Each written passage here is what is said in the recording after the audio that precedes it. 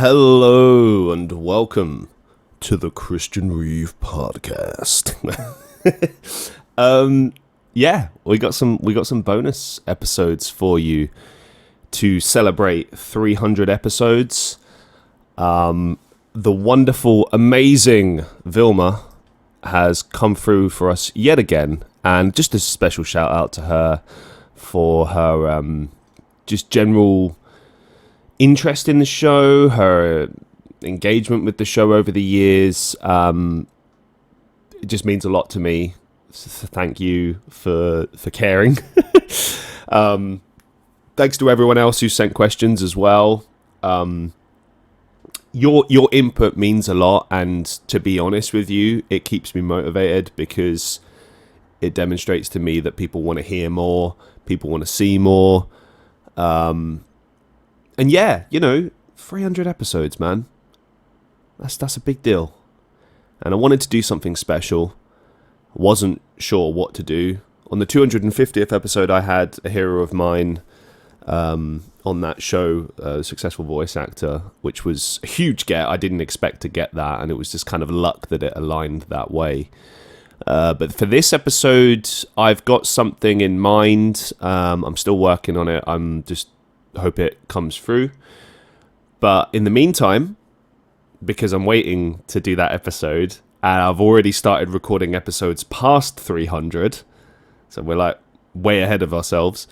I still wanted to do some extra content in general, and also because there's episodes of the show that I've deleted or deliberately removed, either because they just weren't up to par, or because there was an issue with the guest or something, or I didn't support them or anything. I didn't want to platform them, stuff like that.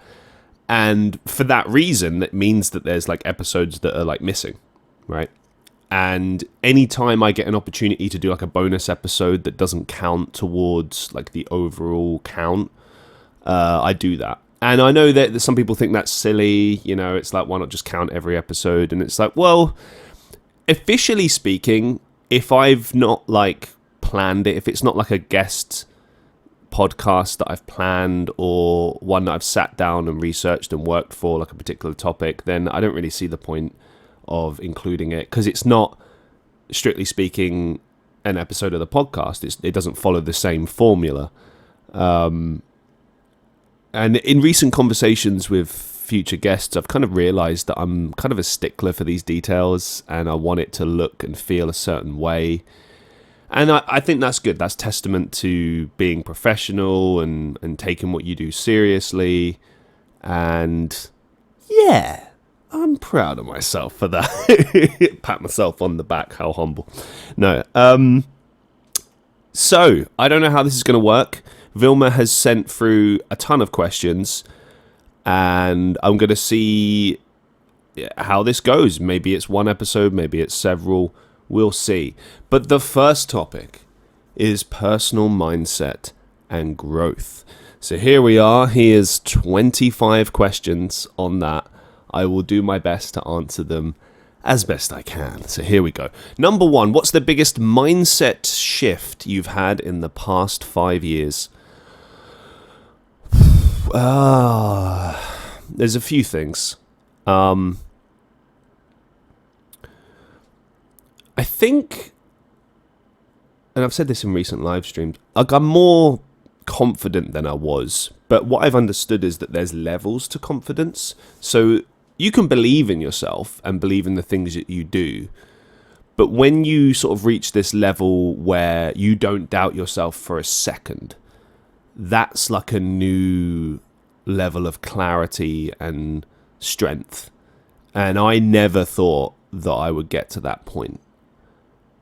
If you'd seen me 10, 15 years ago, I was a different person. I never would have even fathomed the idea that I could be this confident in myself and believe in myself. And, it's interesting, growing up here in the UK,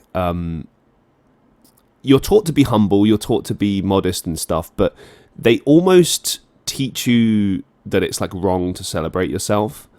And we're beginning to see that change now, which is good. But I've always kind of regarded confidence and believing in yourself and celebrating your own accomplishments as not being egotistical or not being a bad thing. I think that if you walk around showing off, that can be grating, that can be frustrating, that can piss people off. But like, you know, it's like with how I talk to people. Like, I don't immediately bring up the things that I do. I try to just focus on the person I'm talking to and the conversation in front of me. And if things come up, I will talk about them. I will talk about myself if it comes up. Or if people ask, like, hey, how's things going with you? And I'll tell them, well, this is what's going on with me. But I don't think the conversation should ever just be all about you unless the other person is interested. I found it funny in live streams over the years when people have tried to attack me and be like, oh, you're egotistical, you're narcissistic, you're arrogant. And the prevailing comment will be something like, you talk about yourself too much.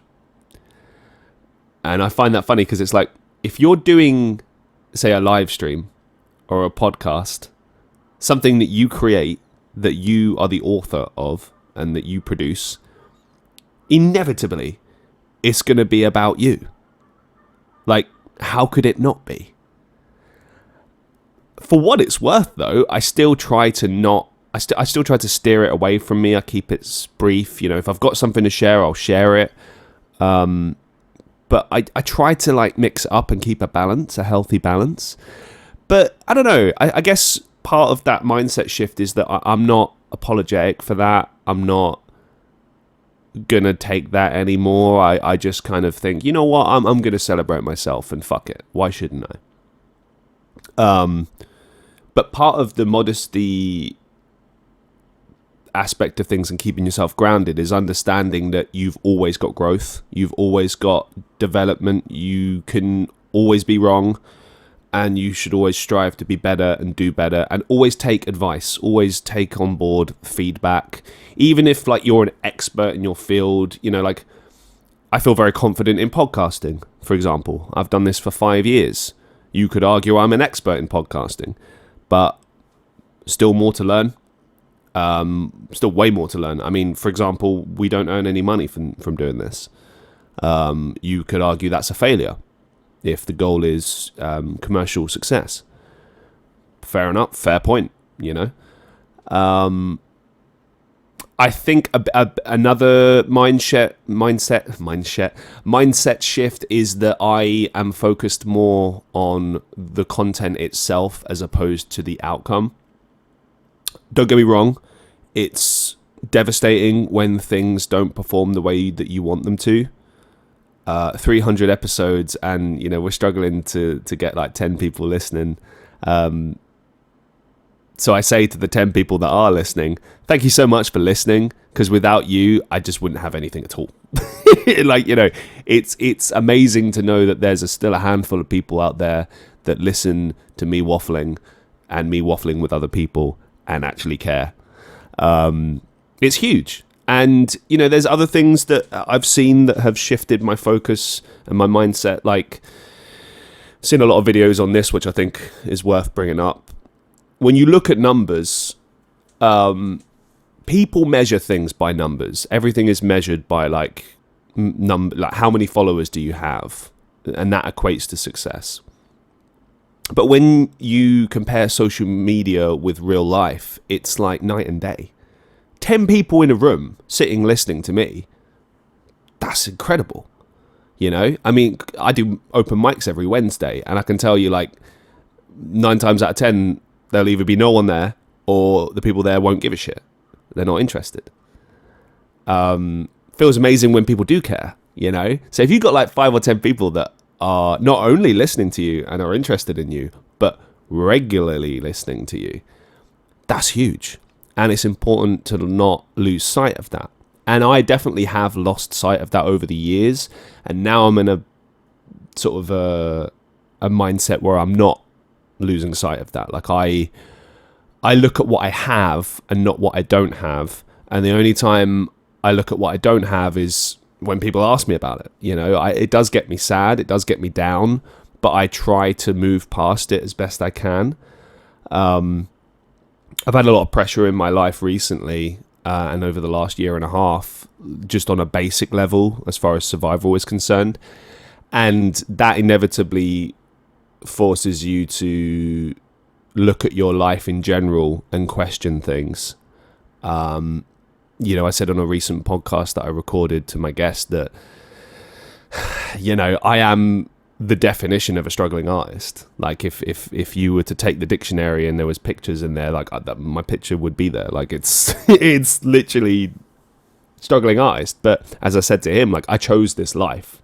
I could have quote unquote chose an easy path, but I tried that and it didn't work out for me. And I realized, sometimes the harder path is the one that you must walk, because that's the one where you really grow and gain something, and where you will find happiness.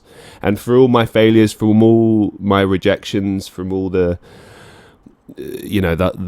obstacles that I've faced, I still prefer this path and what it's given to me so far versus the other path. Because when I think about it, like the other path is just not the road I want to walk down, where your time is restricted and you know what's coming every single day. Like that fucking terrifies me.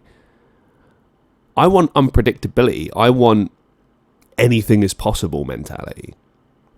And maybe that's the final point on this, that's how I look at things now. Like I could, for instance, look at every podcast and go, oh, it's another episode, who cares, right? Or I could look at it like, this is my chance to win more people over. This is my chance to produce the best show I've ever produced. So every time I do it, it's like, right, 110% every single time, no matter what. No matter what the feeling is, no matter how I might feel about things, whatever, just come into it and think, I'm going to give my absolute best. Because you never know who's watching, you never know who's listening, you never know what you might get out of it or what someone else might get out of it, or etc., right? And I apply this principle to other things like, going to open mics every Wednesday. A lot of the time it's pretty formulaic. We show up, I perform a bit, we get some videos, have a few drinks, go home, right? But sometimes it's different. Sometimes you meet people who are like, hey, I'd love to check out your music, or hey, I'd love to write some music with you, or hey, come on stage, do this with me. And you get these amazing moments. No 2 days are ever the same. So applying this logic or this principle of anything is possible is a big part of my life now that wasn't there in the past. Number 2, how do you stay motivated when things aren't going your way? Good question.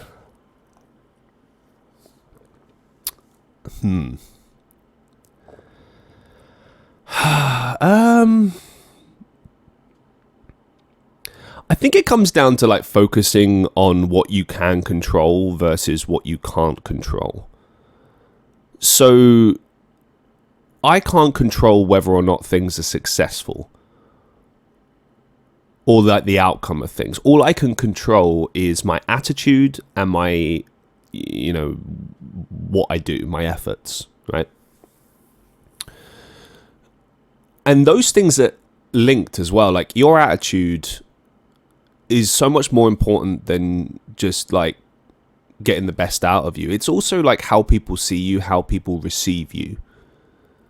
If you're miserable all the time, if you're angry all the time, upset, whatever, when an opportunity does potentially come, you might not realize it, or the person that's approaching you might not want to give you that opportunity because you just don't have the right attitude. And you might be the absolute right person, it's tailored for you, etc., right? But you're just not ready to receive it because you're, feeling sorry for yourself, angry, upset. I say this from experience. I'm not a perfect human being. I am emotional. I am passionate, sometimes to a detriment. And friends have told me this. They've been like, you need to just shake yourself out of this. Like my happy place when I'm at my best is positive, bubbly, full of energy. That's why I imagine a lot of you listen to this show or check me out in live streams or whatever, because you're drawn to that energy. And when that energy is not there, it's not the same person. And no one wants to see someone struggling.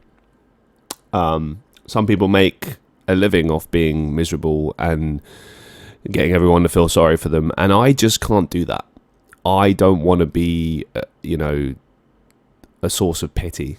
I don't think anyone should. I'm about trying to push others, motivate others, and motivate myself. And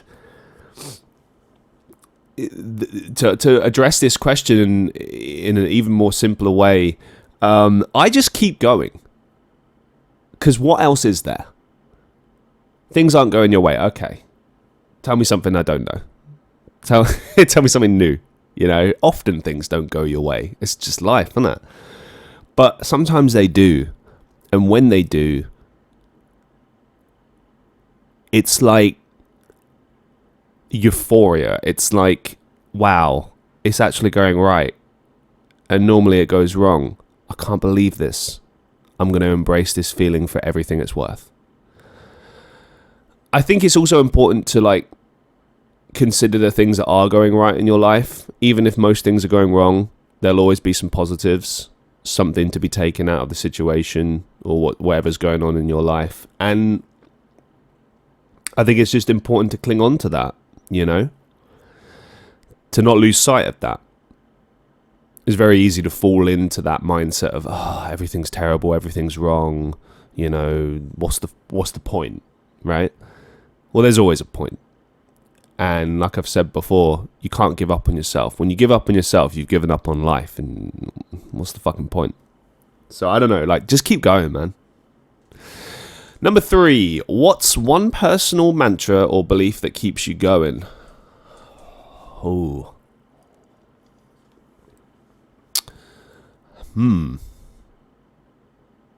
Probably what I said before, that anything is possible. Every time I get down in the dumps about things, someone or something will come into my life and remind me that anything is possible and that things can change in an instant. Just because your life might have looked a certain way for several years or several months or whatever, your life can change like that. And things can change. I've seen it so many times. For example, I've moved in and out of places so many times over the years, and then my life and everything I knew completely changed. And suddenly, a few months later, my life looks very different.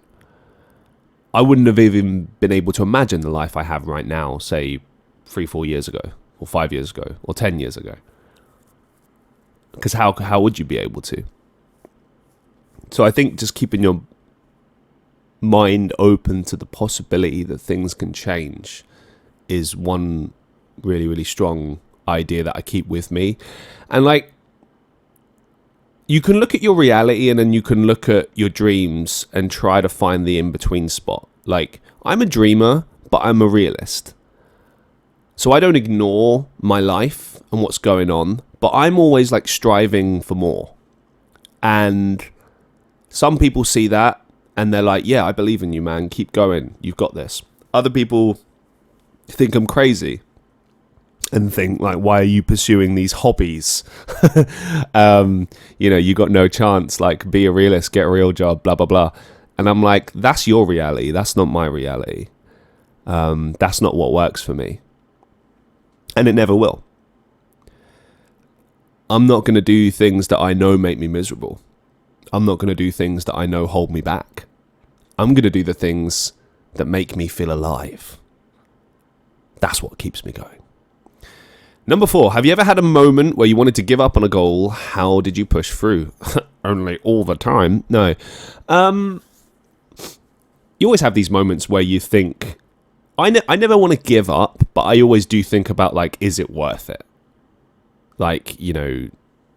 Is it just crazy to keep going if something's not working out, right? And like I said, sometimes things remind you why you should keep going. But a lot of the time it's like I said before, you can't give up on yourself, man. So much of our goals and our dreams are tied in with who we are as people and what we want from life. And to give up on those goals and those dreams is to give up on yourself. And you can't do that. You know, like anytime you see someone that's miserable, angry, hating life, it's because they gave up on themselves and they're bitter at the world. And look, trust me, I've been there. It never gets better. You know, no amount of being bitter or being around other people that are bitter and angry or whatever will make anything better. I think I've told this story before, but when I was around 20 years old, I was that person. I was capped in negativity. You know, most people in their 20s, early 20s are like full of life and excited, but I was just done with life and disappointed. And I felt like, you know, like everything was unfair and just all this pathetic mindset. But like, I deserved, I'm going to reword this. I was obviously completely within my rights to feel that way, but the way I handled it and dealt with it, my attitude was completely off base and just not cool, you know. And I just got sick of it, and then one day I just said to myself, like, I'm tired of feeling miserable. I'm tired of feeling this way. And I did something about it, and sure enough, my life completely changed in a matter of months.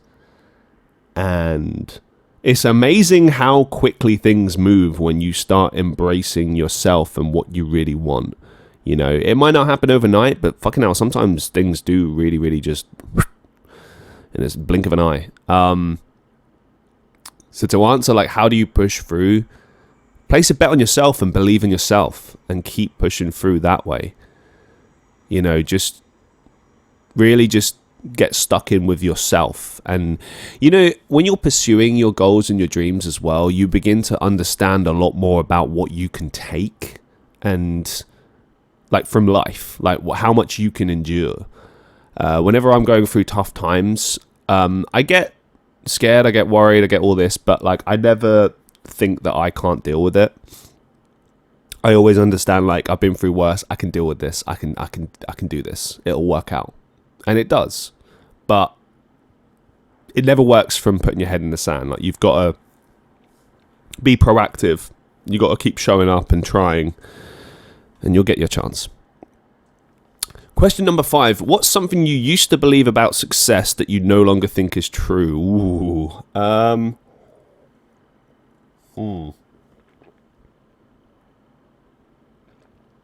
Oh, okay.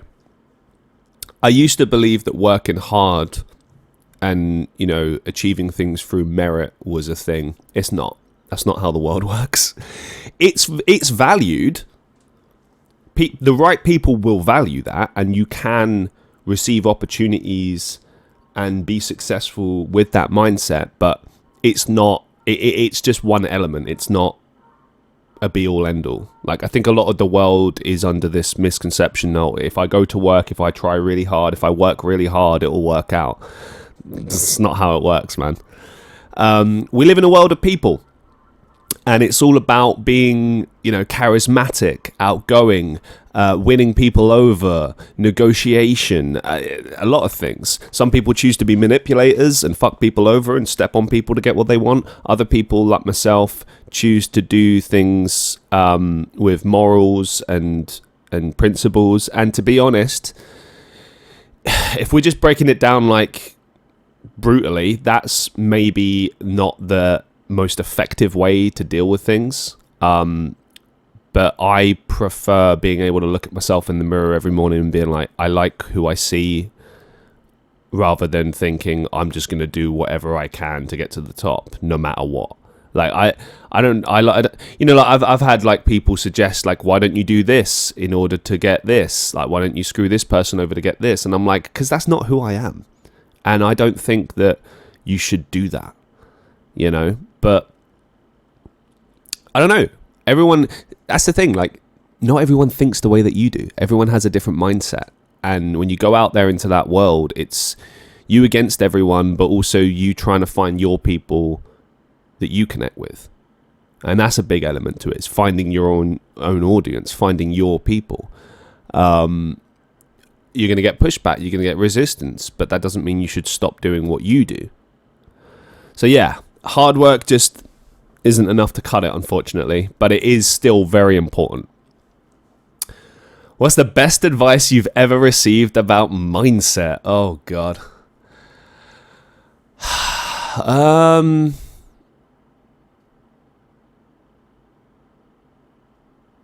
don't know.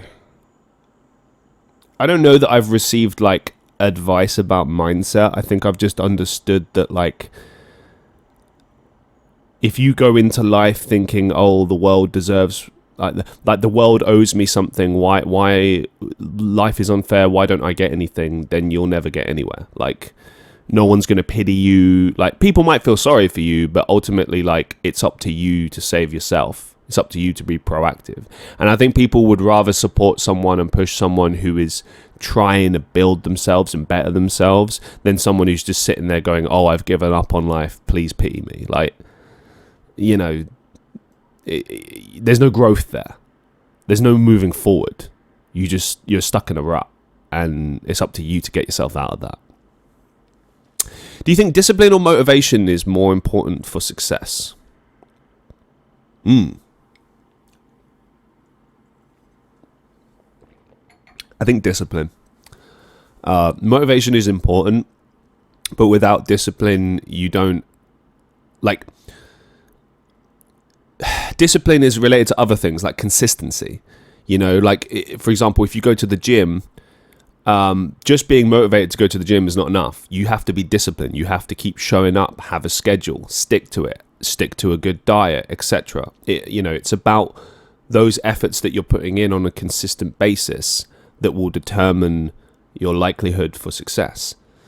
And motivation is something that comes and goes, you know, like, I can tell you when I'm doing what I do, I don't always feel motivated, but I keep showing up and doing it because that's discipline. That's part of the deal, man. You know, you don't get to feel motivated 24/7.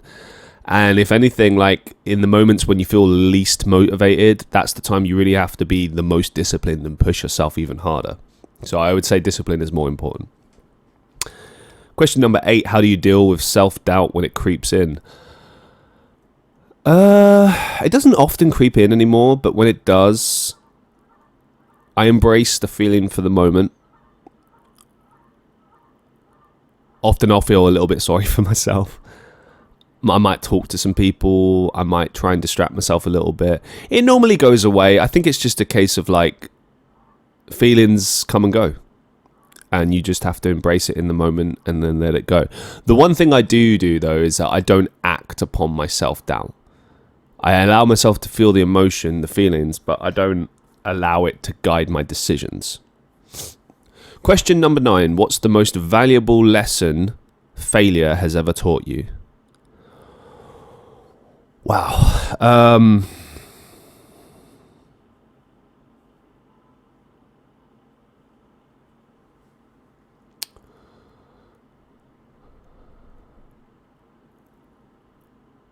Maybe that, like,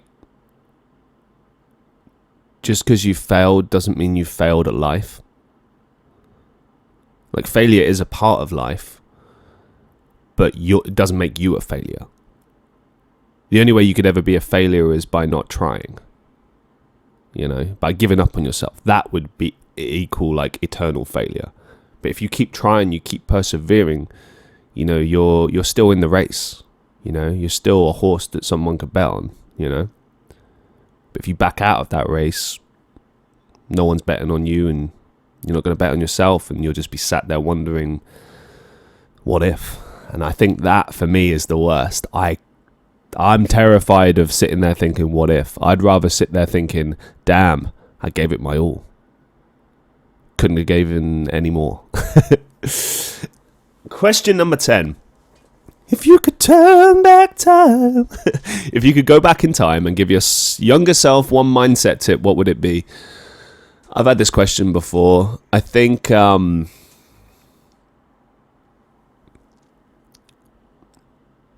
probably just to stop being so afraid. Like, don't be afraid of life.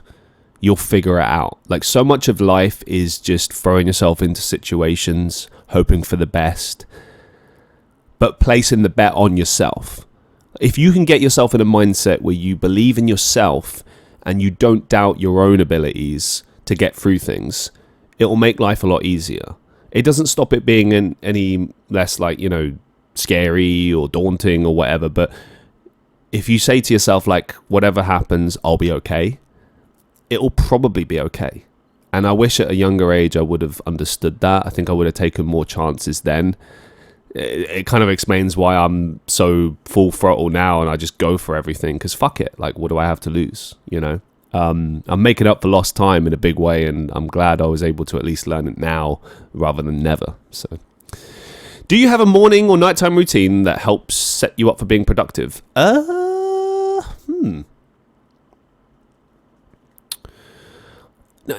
not really.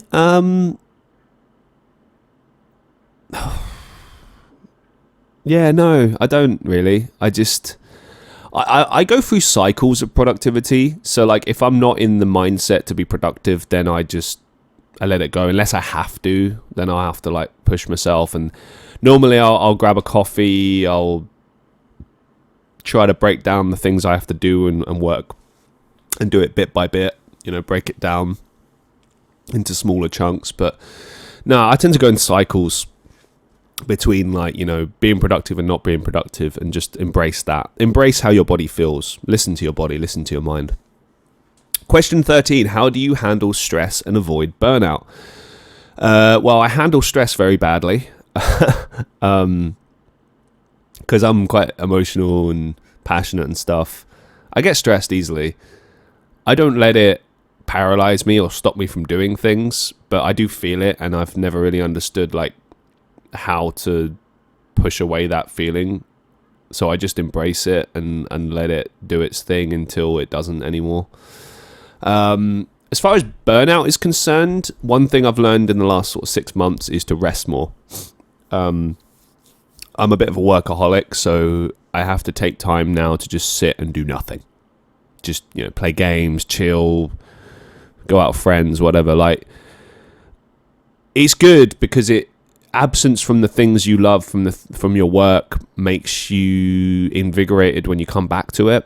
I make sure to sleep a lot more now and rest and prioritize rest time so that I'm game and ready for when I need to do my business, Question 14. You the fucking manifestation questions, Vilma. Do you believe in manifestation or the power of positive thinking? Why or why not? Well, I do. I believe in positive thinking. Manifestation, I'm beginning to. I didn't used to believe in it because I'm quite pragmatic minded and I'm a realist, and I look at, like, what is, not what could be, or the believing in the power of the universe. But I don't know. I mean, I believe in myself. I believe I've got what it takes to turn my life around. And very recently, I've started to just kind of look at things like my time is coming. I don't know when, I don't know how, but it's coming. Didn't used to think that way. And that was because things weren't working out. But now I'm sort of beginning to think of things like, it's temporary. My time is coming. It's just this situation right now is temporary. And that's not based on anything other than hope, belief. Maybe I'm crazy for thinking that way, but fuck it. I'm just going to keep going. Are there any books, podcasts, or speakers that have deeply influenced your mindset? Yeah. I love people like CM Punk and Jim Cornette, who are fantastic storytellers. Also Dave Chappelle. They're all amazing storytellers and motivational speakers, and always have great advice and a passion for the things they do. So I'm really inspired by them. Also the work of Jim Rohn. I think he's incredible, and really, really just, if you're struggling in life, go check out his work. It will really give you a good boost that you need.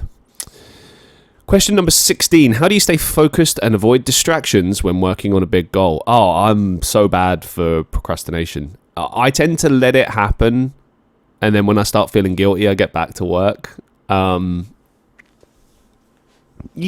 Cycles.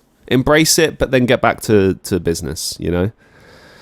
But yeah, it's easier said than done. I don't know. I guess it depends on how soon the deadline is, you know. Question number 17. What's your approach to goal setting? Do you plan in detail or go with the flow? Oh, I go with the flow. I always have like a basic plan. So like the podcast is a good example. Like I always have a basic structure for what the show is likely to be. And then it's never that. There's been so many times when I didn't even look at my paper because the conversation went so well, and I'm in the moment, you know, you go with the flow. I think another thing is that like life, what's the old expression? People make plans and God laughs. You know, plans are going to change all the time. Things are going to change. Things are going to come up that you didn't expect. And if you just panic and worry and, you know, go crazy in those moments, you won't learn anything. Life is about adapting and about not resisting, but going with the flow, adapting and embracing what's happening. And in that, you'll find a level of trust in yourself and confidence in your abilities that you might not have even knew was there before. You know, people always say that, you know, everything you need lies within. What you need, the beliefs that you hold dear, etc. What am I talking about? Everything you need is within you. That's what they say, right? I think that's true. And experience and over the years has really taught me to just place your bets on that. Place your bets on yourself. And it will work out. Somehow. Some way. Question number 18. How do you keep a balance between ambition and appreciating the present moment? Embrace the present, you know? Don't think about your goals when you're in the middle of something. Don't ever compare them. Just embrace that moment. I think if you think too much about what you want and not about what's going on, you'll never appreciate life. Because humans always want more anyway. Like I know when I'm successful one day, like I'll still want more. But I need to appreciate what I have as being the most important thing. Because if you can't appreciate what you have, then you just don't deserve what you have, I think. So yeah, I just throw myself into whatever's going on, and I don't know, I guess I have like a love of life. I love life. I try to embrace life as much as possible and throw myself into life and just take it for everything it's worth and just see what happens. What's one thing you wish more people understood about personal growth?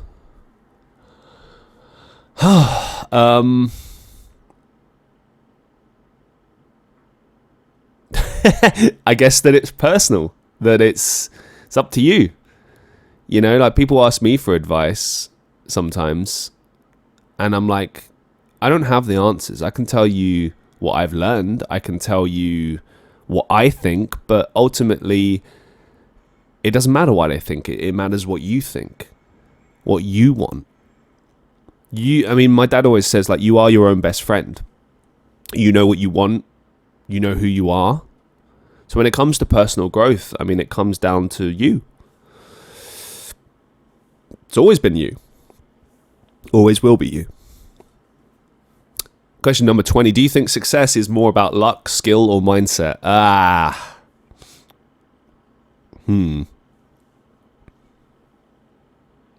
don't know. I really don't know. Because I haven't yet achieved my goals, and I've been working at them for many years now. I'm pretty confident that I have the right mindset and that I have the skill set I need. I've joked over the years like, oh, I've got no luck. That's not true. But when I look at like, when people ask like, why are you not successful yet? I don't know. Fate, timing, luck, who knows? Who really knows? And I've heard people say different things. People say it's a combination of the three. Some people say it's all about skill and mindset. Some people say it's all about work. Some people say it's all about luck. I don't know. I really don't know. 21. If your mindset had a theme song, what would it be? Oh, God. I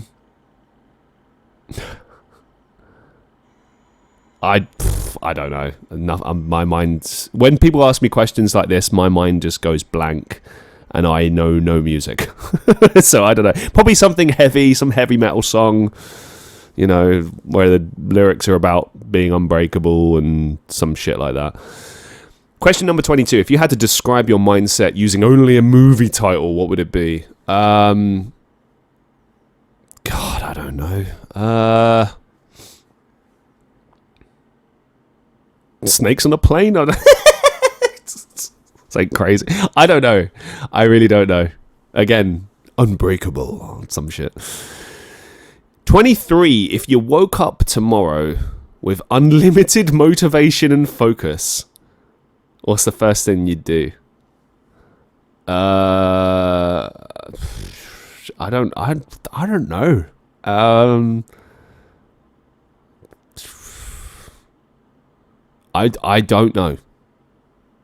It's not often I get stumped by a question, but I don't know. What would you do? I feel like I've got a pretty good amount of motivation and focus. If you had unlimited motivation and focus, what would that mean? It's interesting to think about, actually, like what that could look like. In my head just goes to Superman for some reason, just, you know, like blasting through things at 150 miles an hour. Question number 24. If you could have a 10-minute conversation with anyone, alive or dead, about mindset and success, who would it be? Either Johnny Cash or Jim Morrison. Jim Morrison, more so for his mindset and his approach to art, and I felt like he was ahead of his time in such a just massive way. He almost feels like a guy out of time. Massive inspiration to me. Johnny Cash more because he's a massive hero of mine, but I felt like he understood what it meant to be a flawed person that's trying their best in life, trying to be better, trying to do the right thing, but they're still fucking up and they're getting it wrong and etc. Like, I really resonate with that. I'll never be perfect. I'll always be flawed. But my heart's in the right place, and I think his was too. And I'd love to talk to him about that. I know that's not quite talking about mindset and success, but I don't know. I mean, he placed a bet on himself later in life, just like I did. And it seems to me he never gave up on that dream, and neither have I. So I don't know. I feel like there's some sort of kindred spirit thing there that would make for an interesting conversation. Question number 25, our final question. What's a weird or unconventional thing you do to boost your motivation? I don't know that I do anything weird or unconventional. I think we're ended on a flat note. I don't think there is anything. Sorry, I'm pretty basic guy, I think, when it comes to these things. I just work hard and hope for the best. Anyway, thank you very much. Excuse me. Don't want to die already. Still got time. Hopefully. I hope so. Thank you very much for watching, listening to this bonus episode of the Christian Reeve Podcast, part of the celebration of the 300th episode of the Christian Reeve Podcast. I hope you enjoyed this episode, and I'll see you in the next one. Goodbye.